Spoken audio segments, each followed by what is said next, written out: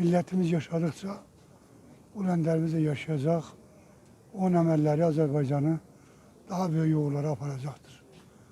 Bu ləndərimizin siyasi, dövlətçilik konsepsiyası Azərbaycanın bugünü və gələcəyini müəyyənləşdirən və alternatifi olmayan bir təlimdir.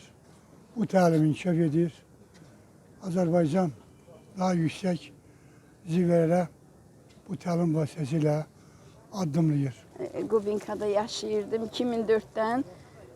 Orada yaşamıram. Mən Heydər Əliyevi əvvəldən çox istəmişəm.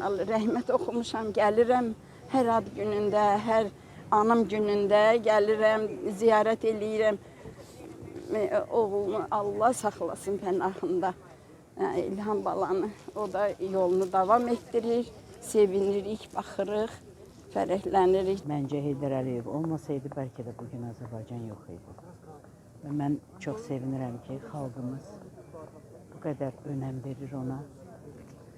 Və hər il biz bugün bizim üçün həm xoş xatirələr ilidir, həm də dövlətçiliyimizin təsdiqi günüdür. Mən belə hesab edirəm.